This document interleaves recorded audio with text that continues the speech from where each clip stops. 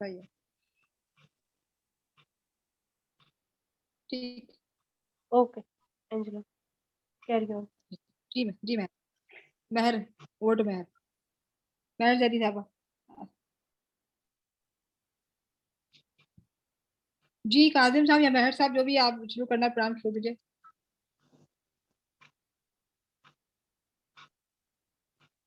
काजिम साहब गुफ्तगू कर रहे थे उस पर।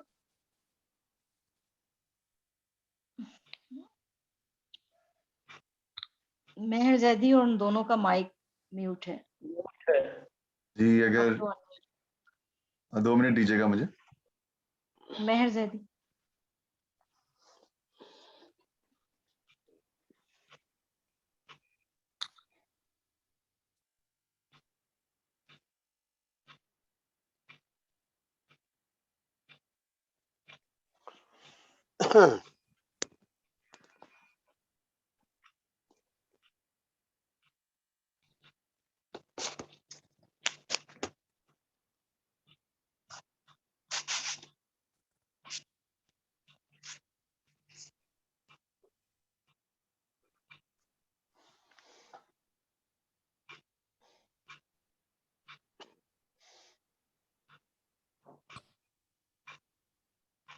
तो अभी कुछ इंतजार हम कर रहे हैं और नहीं, मेरे ख्याल शुरू करें प्रोग्राम एंजेला।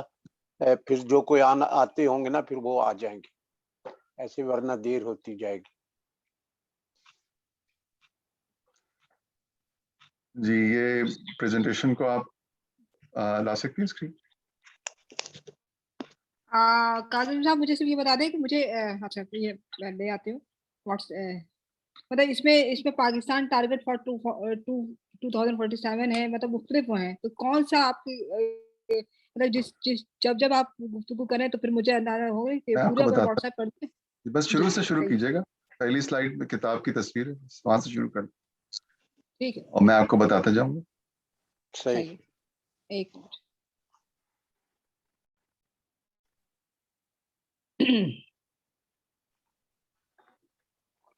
अस्सलाम वालेकुम मसूद साहब। जी अस्सलाम वालेकुम। जी अस्सलाम वालेकुम। मेरी आपसे शायद कराची में मुलाकात हुई, मुझे लगता है, पता नहीं। जी मैं भी पहचान रहा हूँ, आप खैरियत से हैं? हाँ बिल्कुल खैर।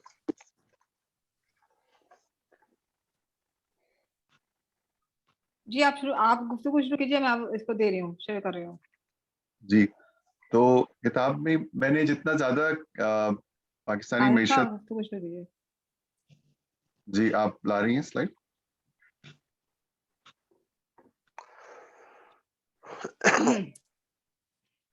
ये काम मरिया बहुत अच्छे तरीके से करती हैं जब वो ख्वाजा साहब की तस्वीरें देखती। जी जी आई है तस्वीर।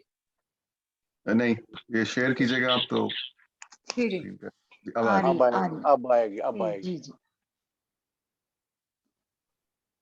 तो जी। किताब का, इसको अगर आप जरा बड़ा कर लीजिएगा। किताब का जो मकसद है वो हर पाकिस्तानी घराने तक खुशहाली पहुंचाने के लिए क्या करना होगा। नहीं ये मेरे ख्याल से फोन के ऊपर एंजेला शायद लैंडस्केप, फोन को लैंडस्केप कर लो तो ये पिक्चर बड़ी लैंडस्केप हो करेंगे जाएगी। तो ये मेरे ख्याल से ठीक है करते हो।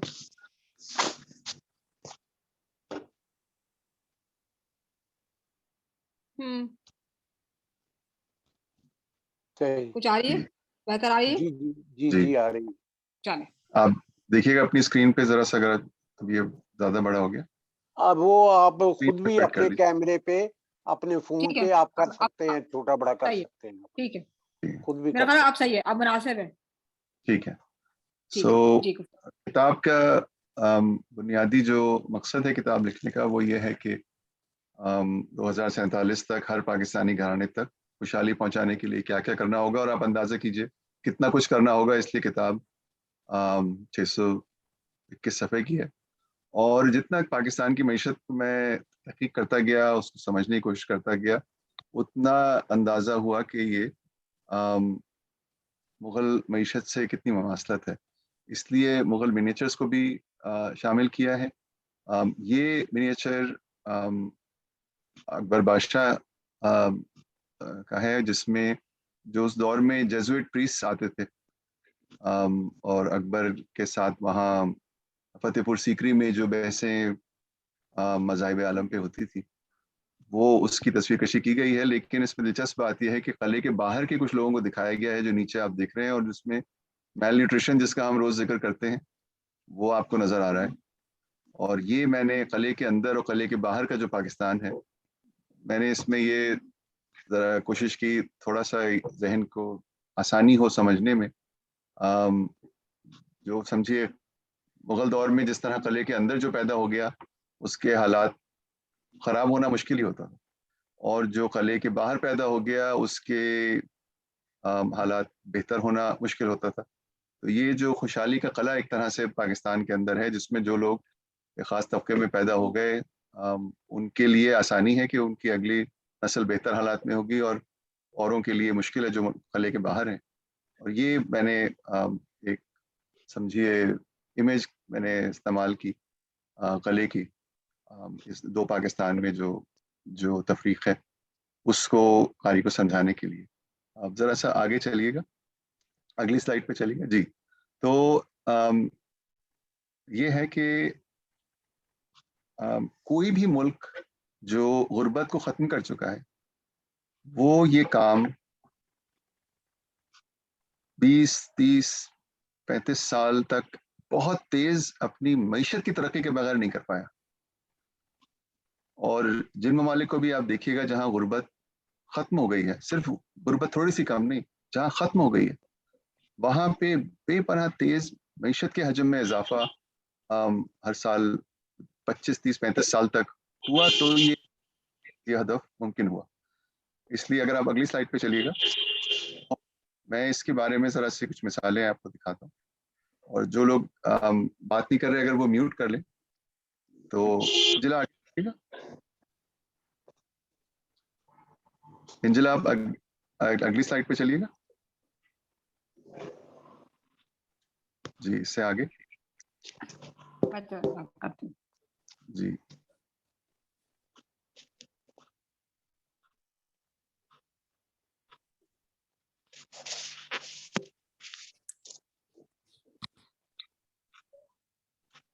जी नहीं, जरा इससे पहले, अच्छा इससे पहले एक और है। अच्छा, ये वाली जो है टारगेट फॉर जरा से 247 पीछे ये जाइए, नहीं। मैं आपको बता रहा हूँ, जब जरा पीछे जाइए, अच्छा आ जाएगी स्लाइड।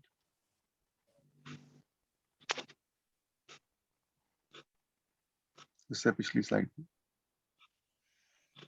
जी, कहिए कौन सी ये मेरे ख्याल से है मेरा आप मुझे मेरा होस्ट ख्याल बना से दीजिए, मैं कादिर साहब आप होस्ट हो जाइए ताकि आप ज्यादा। हाँ मुझे बना जी जी दिया, हाँ, क्योंकि मुझे ये पूरी ये वो है, पूरी कोई सीरीज है बात ये, मैं आपको होस्ट कर रही हूँ। जी जी जी okay, host, you are host now ठीक है। प्लीज।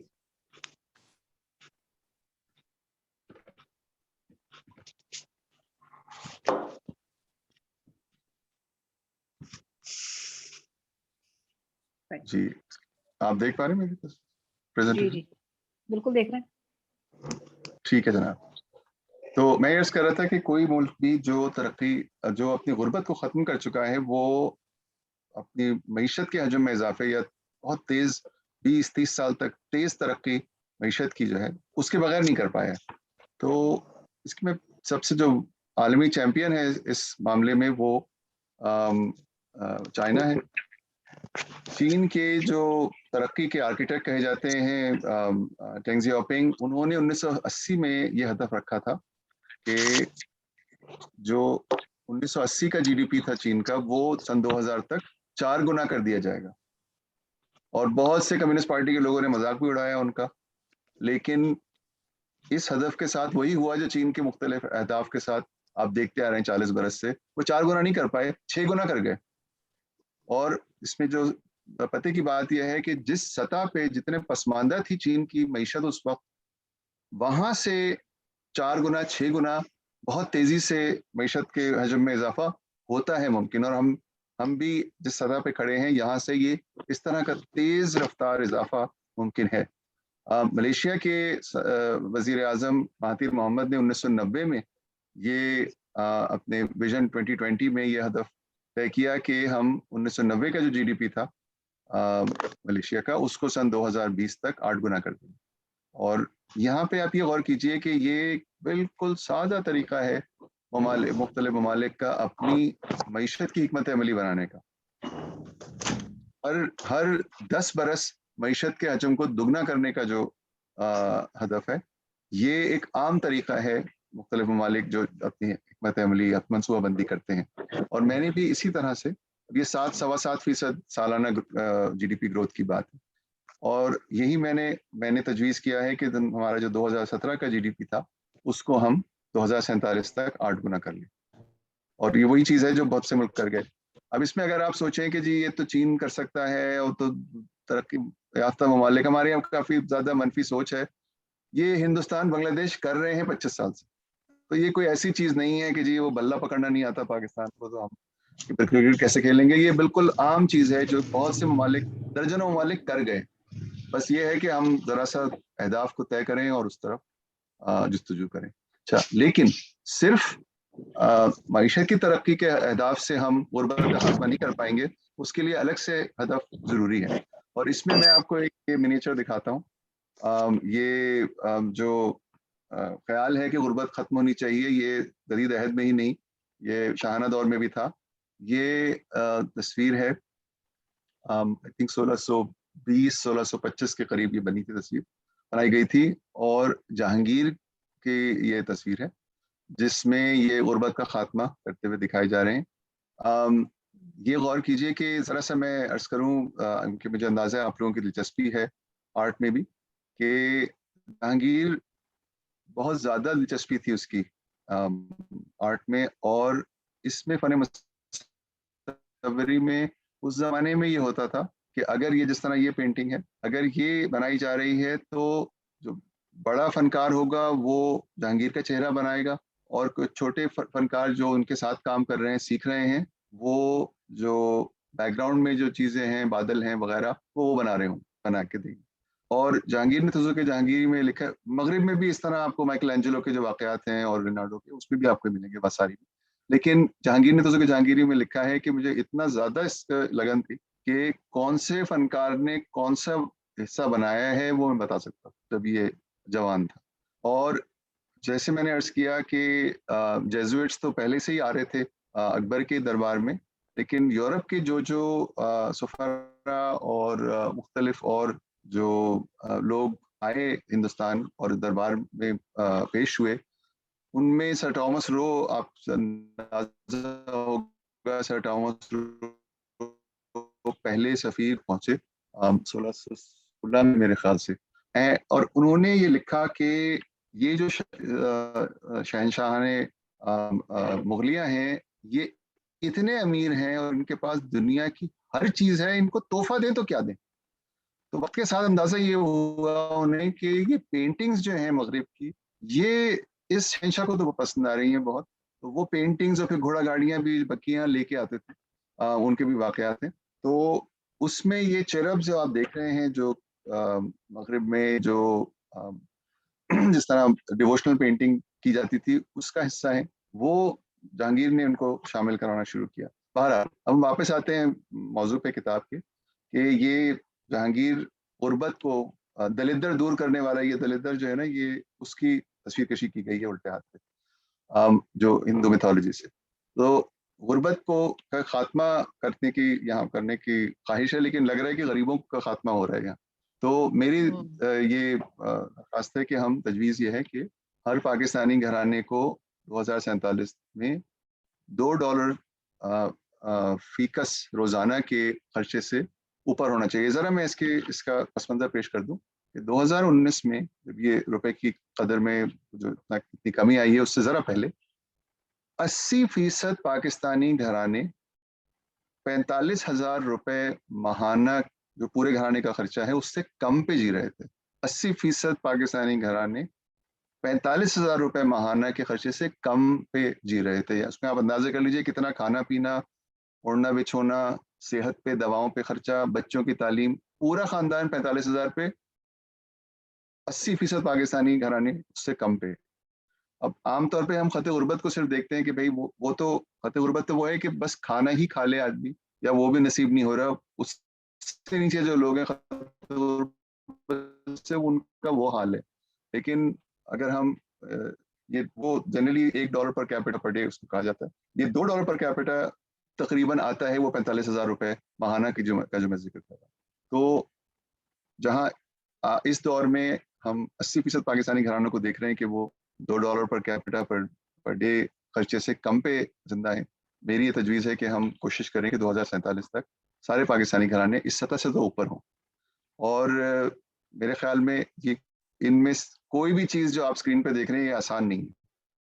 मईशत, बस इन दोनों में मेरा अंदाज़ा ये है कि मईशत का 8 गुना कर देना, पैदावार की मालियत को 8 गुना कर देना, जीडीपी को 8 गुना कर देना, ये बहुत मुश्किल काम है। लेकिन गुर्बत का जो ये हदफ है, मेरे ख्याल से ये इससे ज़्यादा मुश्किल होगा। लेकिन बहरहाल कोशिश और मेहनत से ही ये चीज़ें होती हैं किसी भी मुल्क के लिए। चलिए, ये जो बात है ना, मैं अर्ज़ करता हूँ कि मईशत, पहले ज़रा मईशत की बात कर लें, फिर गुर्बत की तरफ आते हैं।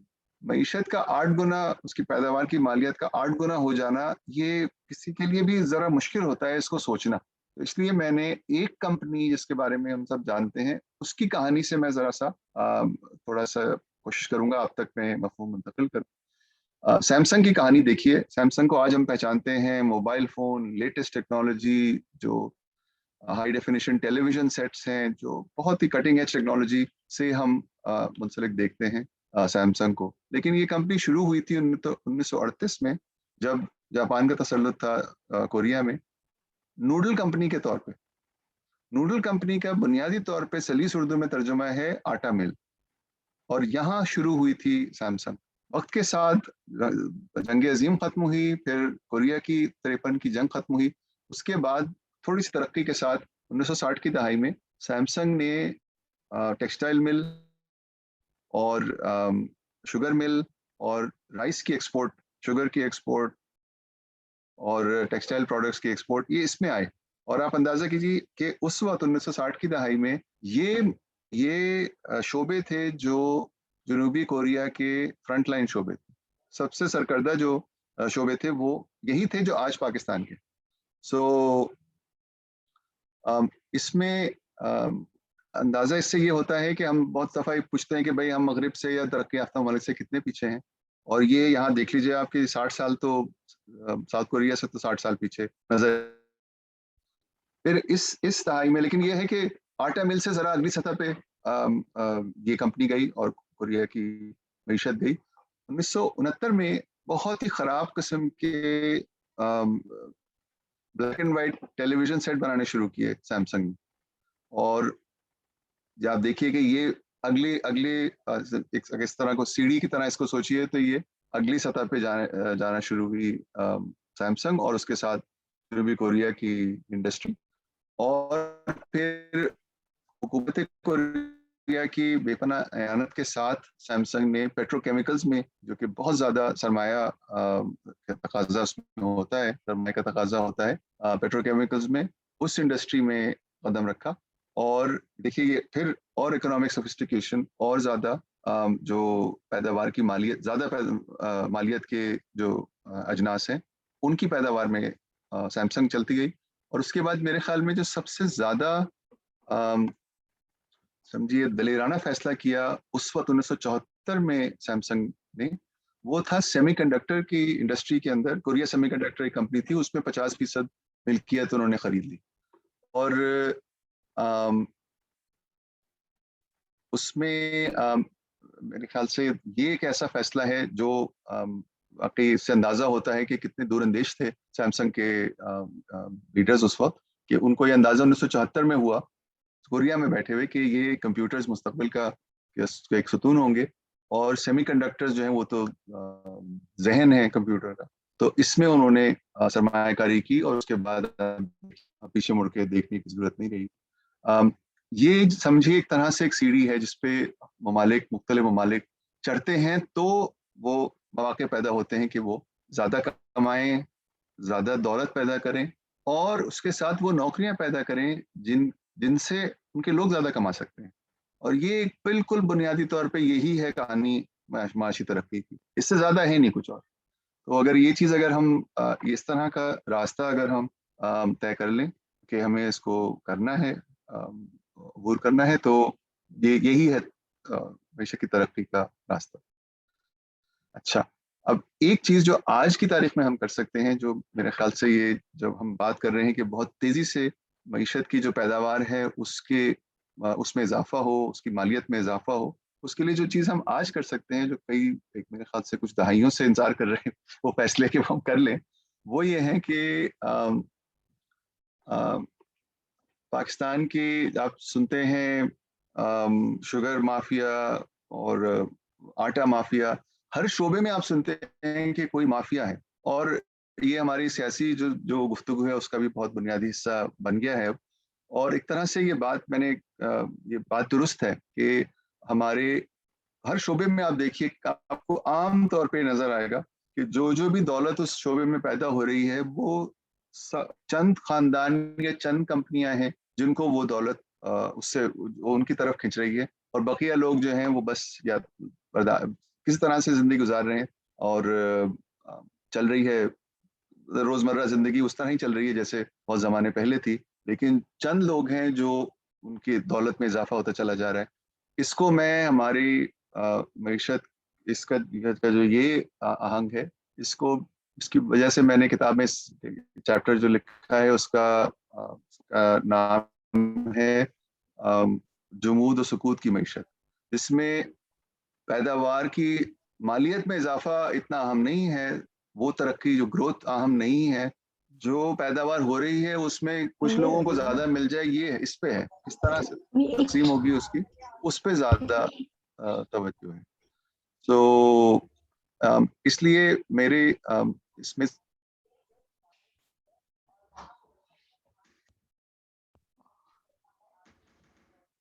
पहला मेरा, आपको आवाज आ रही है मेरी? जी आ रही है। आ रही। तो जनाब, तो पहला पैगाम मेरा इस मामले में यह है कि हम सियासी बयानात और इन्वेस्टिगेशन, इंक्वायरियाँ, इनका हम बहुत सुनते हैं, लेकिन ये जो माशी माफिया होती हैं, ये सियासी बयानात और इंक्वायरियों से नहीं मरती, ये कंपटीशन से, मुकाबले से मरती। और ये अगर मैं आपको बहुत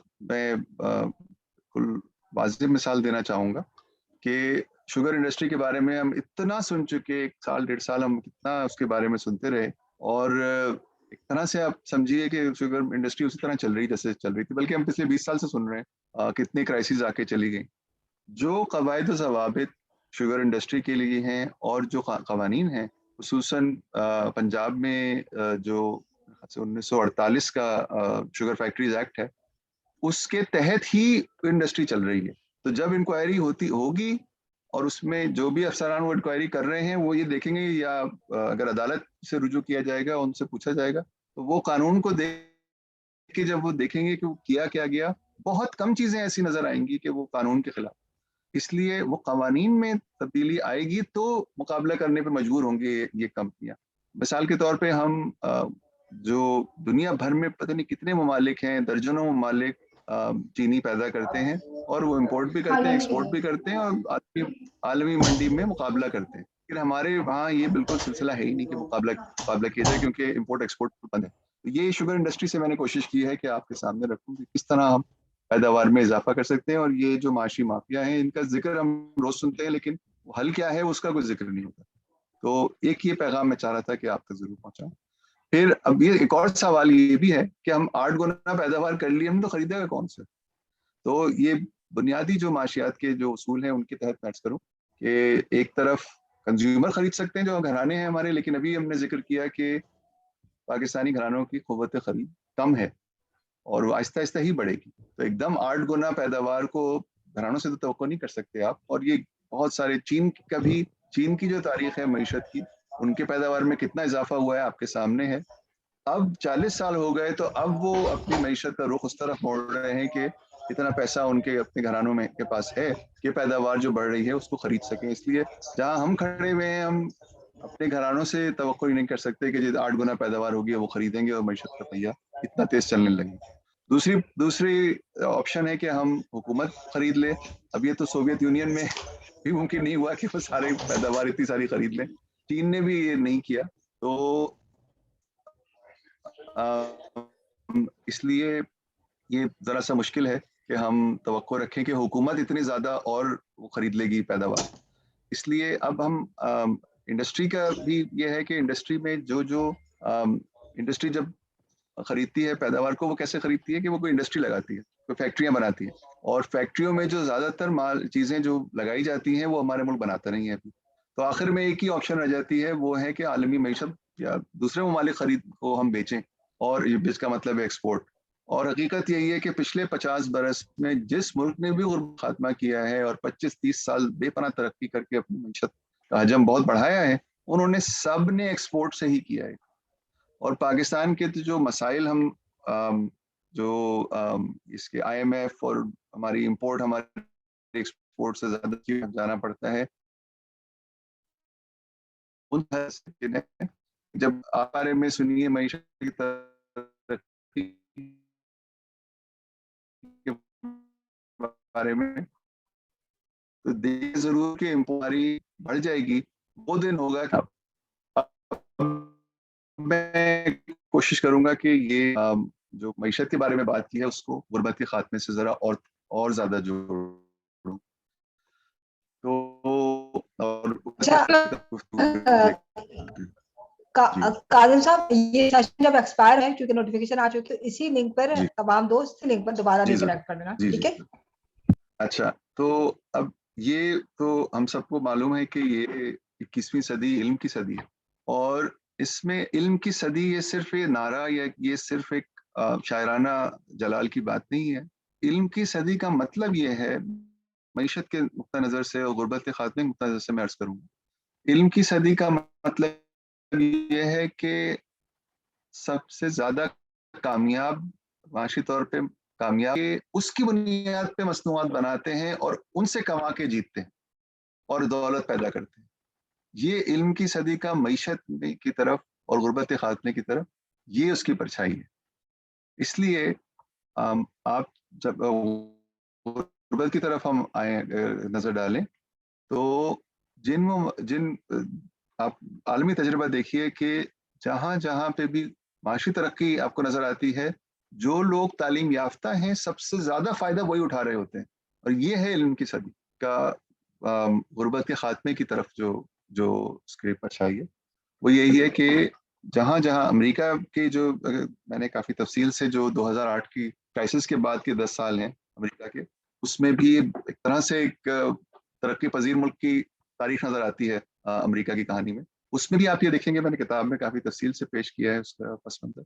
और तुर्की में जो सदर अर्दोआन के पहले 15 साल हैं उसमें बेपनाह तरक्की हुई और हम बहुत कुछ सीख सकते हैं उससे, उसका भी मैंने खुलासा पेश किया है। उसमें भी यही आपको नजर आता है, जो आज़ाद शुमार बताते हैं कि जब इतनी तेज माशी तरक्की होती है तो जो सबसे ज्यादा तालीम याफ्ता होते हैं वही उससे ज्यादा फायदा उठा पाते हैं, जो अनपढ़ हैं वो उससे उतना फायदा नहीं उठा पाते। इसलिए अब अब मैं पैगाम, अब हम आते हैं गुर्बत के खात्मे की तरफ। इतनी सारी हम गुफ्तगू कर रहे हैं कि मईशत की तरक्की की, लेकिन गुर्बत का खात्मा सिर्फ मईशत की तरक्की से मुमकिन नहीं है। वजह उसकी ये है कि मान लीजिए एक नहीं दो पाकिस्तान, और यहाँ मेरी दरख्वास्त ये है कि इसमें दो पाकिस्तान से मेरी मुराद बिल्कुल इस तरह की बात नहीं है जो हम रोजमर्रा टीवी पे सुनते हैं, जी अमीर गरीब, अमीर का पाकिस्तान, गरीब का पाकिस्तान, अंग्रेजी मीडियम, उर्दू मीडियम, इससे अमल के रास्ते निकलते नहीं हैं। तो मैंने जो ये तरक्यात तो पूरी अब एक साइंस है, किस तरह मईशतें तरक्की करती हैं, ये इतने ममालिक इसमें कामयाब हो चुके हैं कि ये साइंस तकरीबन बन गई। अब कोई इस तरह की कोई कयास आराई नहीं है कि पता नहीं सदियों के में सदियों के मरहलों में क्या क्या कौमें करती हैं, ये इस तरह गुफ्तगू होती नहीं है। ये बहुत ही ज्यादा वाजे है कि किस तरह से सोचना है हमें मईशत की तरक्की के बारे में और गुर्बत खात्मे के बारे में। उसकी बुनियाद पे मैंने जो तारीफ दो पाकिस्तान की किताब में इसकी बुनियाद बनाया है, वो ये है कि कितने पाकिस्तानी घराने ऐसे हैं जिनके बारे में हम इत्मीनान से कह सकते हैं कि उनकी अगली नस्ल आज के माशी हालात से बेहतर हालात में। कितने पाकिस्तानी घराने, और मैंने बेपनाह तहकीक के साथ और सारे वादात शुमार पे तजिया करके वो पेश किया किताब में कि सिर्फ 15 से 20% पाकिस्तानी घराने ऐसे हैं जिनके बारे में हम ये जो इस मेयार पे पूरे उतरते हैं कि उनके हम ये इत्मीनान से कह सकें कि उनके अगली जो नस्ल है उसके हालात आज के हालात से बेहतर होंगे। और इसको मैं कहता हूं कि ये हमारा खुशहाली का कला है। और जो इससे बाहर हैं उनके लिए कितने, आप देखिए कोई 45% वो बच्चे जो स्कूल की उम्र के हैं स्कूल में ही नहीं है। तो जो स्कूल में ही नहीं है तो आप क्या तो रखेंगे कि वो हालात अगली नस्ल के क्या बेहतर हैं। 39% हमारी जो अफरादी कुव्वत है वो अनपढ़ है। तो जो लोग अनपढ़ हैं वो कुछ ना कुछ कमा सकते हैं, और हम कहते हैं जी वो कंस्ट्रक्शन की वजह से गरीब को कुछ रोजगार मिलेगा। गरीब को रोजगार देना बहुत अहम है, लेकिन गुर्बत का खात्मा जो है वो ये इस तरह थोड़ी हो सकता है गरीब को वही रोजगार मिलता चला जाए अगले 40 साल भी वो वही काम कर रहा, तो उससे कैसे उसकी हालात, अगली नस्ल के हालात कैसे बेहतर होंगे। ये सोच ना होने की वजह से कि हमें खत्म करनी है गुर्बत। क्या हम देखते हैं 1960 में इंटरव्यू सुनिए आप पाकिस्तान के फाइनेंस मिनिस्टर का, वो आपसे वो कह रहे हैं उसमें कि भाई देखिए तरक्की हो रही है, अब तो हर आम आदमी के पास, गरीब के पास भी ट्रांजिस्टर रेडियो है। आज आप वो गुफ्तगू सुनते हैं 60 साल बाद, अब तो गरीब के हाथ में स्मार्टफोन है। वही, लेकिन वो फर्क जो है, तफरीक जो है गरीब अमीर में, दीवार जो फसीलें हैं इस खुशहाली कले की, वो नहीं खत्म होती और उनको ढाना। और मैं इसमें ये जो तस्वीर है ये देखिए, ये शहंशाह शाहजहां के दौर की दौलताबाद पे जो मुगलों ने कब्जा किया उसकी, उस मार्के की तस्वीर है। और जिन लोगों को आर्ट में दिलचस्पी है वो देखिएगा कि जो अकबर के दौर की तस्वीर आपने देखी, उसमें जो रंग जितना ज्यादा विविड है वो रंग जहांगीर के दौर की तस्वीरों में, और फिर यहाँ देखिए कि जो मुगल मिनिएचर की टेक्नोलॉजी जो है वो एक दो नस्लों में कितनी ज्यादा डेवलप हो गई। लेकिन इस तस्वीर में भी जहाँ ये 3 फसीलें हैं इस कले की, वो फसील गिरती भी है, टूटती भी है फसीलें, उसके भी तरीके होते हैं। तो मैं अर्ज करता हूँ, एक मैं मिसाल यहाँ पे देना चाहूंगा, जो एक मौजू जिस पे हमारे यहाँ गुफ्तगू कम होती है और बहुत अहम है, वो है आबादियात का। और हम सिर्फ इस सतही गुफ्तगू ये होती है कि भाई वो आबादी जो है वो बढ़ रही है, भाई वो आबादी को तो रोकिए आप, तो फिर गुर्बत खत्म होगी। ये बिल्कुल लग़व बात है कि आबादी रोकेंगे, उसकी इजाफा रोकेंगे तो गुर्बत खत्म होगी। असल में जो आलमी जो तजुर्बा है वो उलट है इसका, कि आबादी कम होती है, आबादी में इजाफे का रेट कम होता है जब गुर्बत कम होती है, तो होता है वो गुर्बत के कम होने से आबादी के तरक्की का रेट। और ये आपके हमारे सबके खानदानों में ये कहानी बिल्कुल वाज़ेह मौजूद है। मैं आपको पाकिस्तान के अदद शुमार से इस बात पर कायल करने की कोशिश करूंगा। किताब में मैंने काफी इस पे पूरा चैप्टर है आबादियात पे। आप ये देखिए कि आमतौर पे आम लोग सोचते हैं वो आबादी के इजाफे की जो शरह है, पॉपुलेशन ग्रोथ रेट, उसके बारे में उस पर ज्यादा तवज्जो होती है। लेकिन जो आबादियात के माहिरीन हैं, डेमोग्राफर्स, वो फर्टिलिटी को देखते हैं, यानी एक औरत अपनी जिंदगी में कितनी तवक्को है आपकी कि वो कितने बच्चे उसके हों, इससे पॉपुलेशन ग्रोथ, इससे बुनियाद उसकी ये है। तो अगर आप जो ऊपर के जो 20% के पाकिस्तानी घराने हैं, और ये जैसे मैंने अर्ज किया कितना खर्चा करता है हर घराना, उसकी बुनियाद पे, तो ऊपर के जो 20% हैं उनमें कले के अंदर के पाकिस्तानी घराने, उनमें हर 100 माओं के और 100 खवातीन में से 270 बच्चे उनकी जिंदगियों में, तवक्को आप डेटा आप देखते हैं